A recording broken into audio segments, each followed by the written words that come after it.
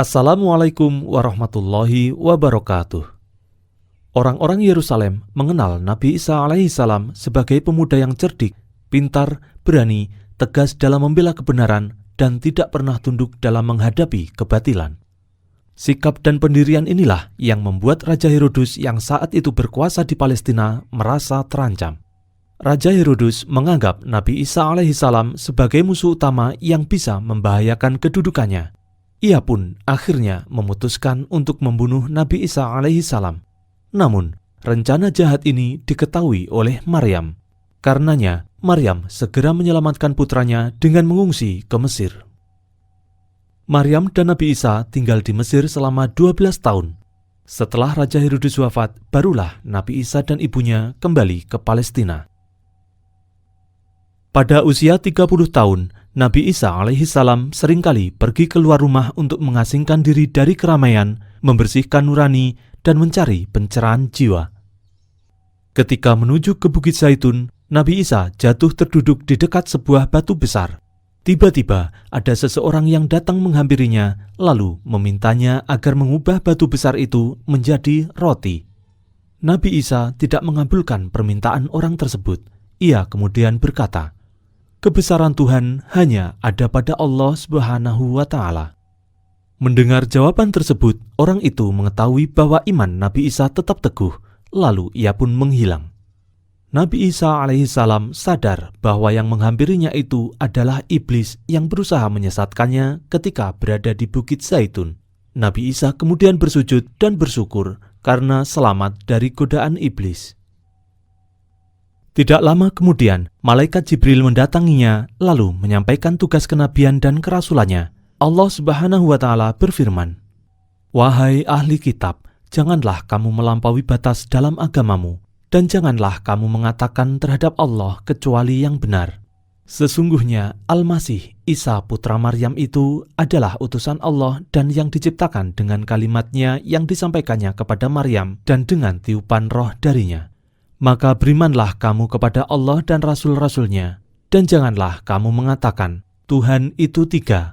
Berhentilah dari ucapan itu lebih baik bagimu. Sesungguhnya Allah Tuhan yang Maha Esa, Maha Suci Allah dari mempunyai anak. Segala yang di langit dan di bumi adalah kepunyaannya. Cukuplah Allah menjadi pemelihara." Selanjutnya, pembenaran kitab suci sebelumnya dan nubuat tentang akan turunnya Al-Quran kepada Nabi Muhammad SAW juga disebutkan oleh Allah Subhanahu wa Ta'ala di dalam firman-Nya.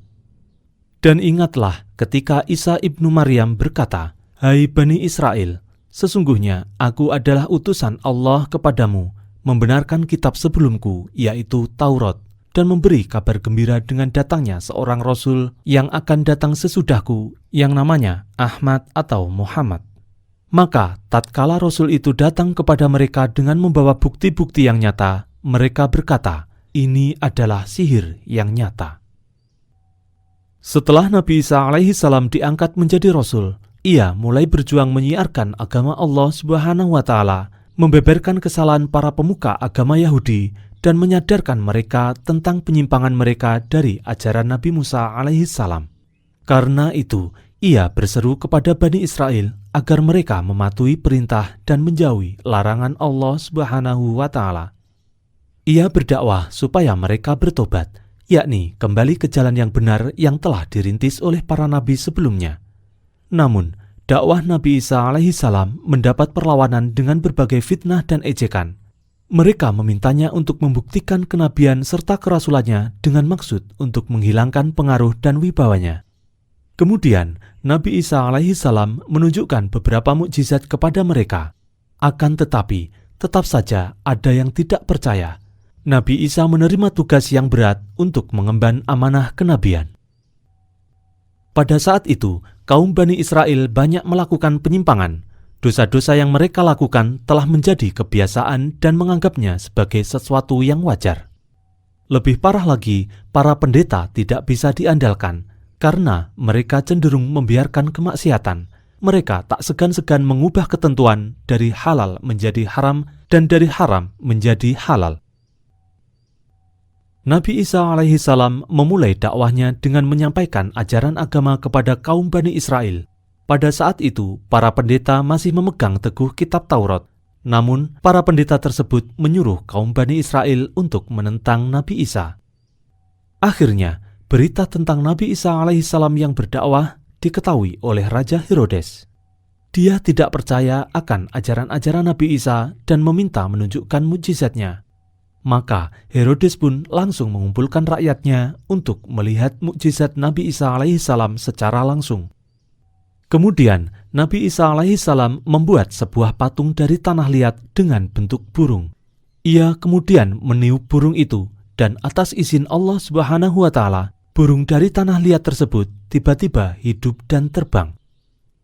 Demikianlah salah satu mukjizat yang dimiliki oleh Nabi Isa alaihissalam. Tidak hanya itu, pada suatu hari Nabi Isa didatangi oleh dua orang yang memiliki penyakit, yaitu tunanetra dan kusta. Berkat izin Allah Subhanahu wa Ta'ala, orang buta sejak lahir tersebut dapat melihat kembali. Begitupun dengan orang yang menderita penyakit kusta. Penyakitnya hilang, tidak ada sedikit pun bekas-bekas penyakit yang nampak menjijikkan seperti sebelumnya. Nabi Isa alaihissalam memiliki pengikut yang jumlahnya 12 orang. Mereka terkenal dengan sebutan Hawariyun, dan mereka sangat setia kepada Nabi Isa alaihissalam.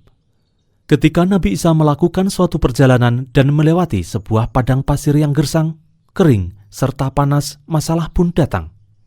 Rombongan tersebut kehabisan bekal sehingga mereka menjadi sangat lapar dan haus. Para pengikut Nabi Isa mulai mengeluh dan mulai berkata macam-macam.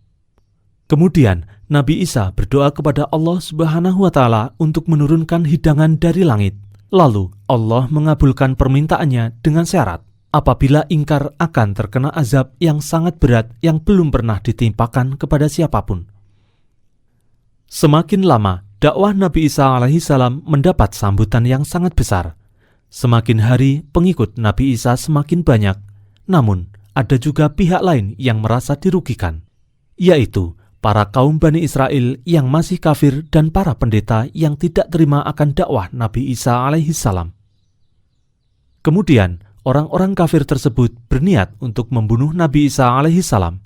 Rencana tersebut diatur sedemikian rupa, tentara pilihan dikumpulkan untuk membunuh Nabi Isa alaihissalam. Namun, rencana pembunuhan tersebut diketahui oleh salah satu pengikut Nabi Isa, sehingga ia segera melaporkan rencana itu ke Nabi Isa. Mengetahui hal itu, Nabi Isa dan pengikutnya segera menyelamatkan diri dan harus hidup berpindah-pindah tempat.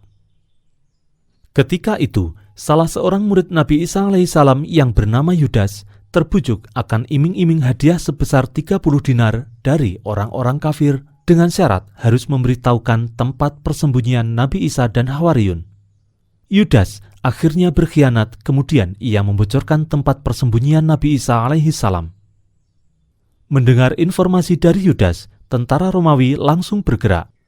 Saat tiba di tempat persembunyian itu, tentara Romawi menangkap seseorang yang sangat mirip dengan Nabi Isa, yaitu Yudas yang telah berkhianat. Sebelumnya, saat akan ditangkap oleh tentara Romawi, Allah Subhanahu wa Ta'ala telah mengangkat Nabi Isa ke langit. Kemudian Allah mengubah wajah Yudas dengan wajah Nabi Isa. Akhirnya Yudas mendapatkan pukulan bertubi-tubi dan terus diseret. Tubuh Yudas penuh dengan luka dan wajahnya memar akibat pukulan. Yudas menghembuskan napas terakhirnya di tiang salib. Di dalam Al-Quran disebutkan bahwa Nabi Isa alaihissalam akan diturunkan kembali ke bumi oleh Allah Subhanahu wa Ta'ala sebelum hari kiamat kelak. Allah Subhanahu wa Ta'ala akan menugaskan kepada Nabi Isa alaihissalam untuk menghadapi Dajjal yang suka menebar fitnah di muka bumi. Nabi Isa alaihissalam hingga kini masih hidup dan hanya Allah Subhanahu wa Ta'ala yang tahu di mana Nabi Isa ditempatkan. Wallahu a'lam bishawab. Wassalamualaikum warahmatullahi wabarakatuh.